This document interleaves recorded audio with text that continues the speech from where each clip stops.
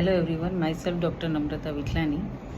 આ વિડીયો મેં બેઝિકલી જે લોકો જાતે મેડિકલમાંથી પેઇન કિલર ખરીદીને લેતા હોય છે એમના નોલેજ માટે બનાવેલો છે. ઘણીવાર અમે જોતા હોઈએ છીએ કે દાંતના દુખાવા માટે કે સાંધાના દુખાવા માટે કે બોડી એક માટે મેડિકલમાંથી દવાની દુખાવો જેમ કે ડાયક્લોફિનેક, એસિક્લોફિનેક એવી જાતે લીધેલી હોય છે.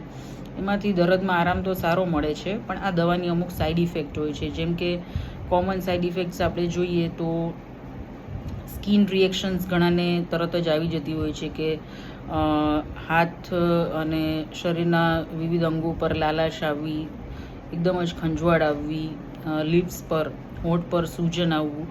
તો આવી બધી માઇનોર સાઈડ ઇફેક્ટ્સથી માંડીને ગંભીર સાઈડ ઇફેક્ટ્સ જેમ કે સ્ટેવેન્સ જોન્સન સિન્ડ્રોમ, ટેક્સિક એપિડર્મલ નેક્રોલાઇસિસ, તો આવી જે ગંભીર સ્કિન રિએક્શન પણ આવી શકે છે અને એનાથી જોખમ થઈ શકે છે. તો મારી રિક્વેસ્ટ એ જ છે કે જ્યારે પણ કોઈ પણ જગ્યાએ દુખાવો થતો હોય તો તમારા ડૉક્ટરને કન્સલ્ટ કરો અને પહેલાં તો દુખાવાનું કારણ શું છે એ રિપોર્ટ કરાવીને તમને પ્રોપર ગાઈડન્સ આપશે અને તમને પેઇન કિલર પ્રિસ્ક્રાઇબ કરશે. અને જો પાસ્ટમાં આવું ડાયક્લોફિનેક, એસિક્લોફિનેક એવી કોઈ દવાઓથી એલર્જીની હિસ્ટ્રી હોય તો એ પણ તમે આગળ કોઈ પણ મેડિકલ ટ્રીટમેન્ટ માટે જાઓ તો આગળ તમારા ડૉક્ટરને જાણ કરવી, જેથી એ દવાઓ તમને પાછી ભવિષ્યમાં ચેલેન્જ ના કરવામાં આવે ને પાછી સાઈડ ઇફેક્ટ્સ એનાથી થતી અટકાવી શકાય.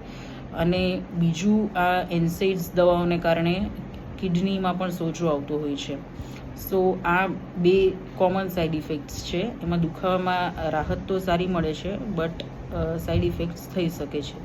એથી જાતે દવાઓ મેડિકલમાંથી ખરીદીને ના લેવી, ડૉક્ટરને બતાવીને એમના પ્રિસ્ક્રિપ્શન અનુસાર એ જે પેઇન કિલર અથવા તો બીજી જે મેડિકેશન લખી આપે એ જ લેવી. Thank you.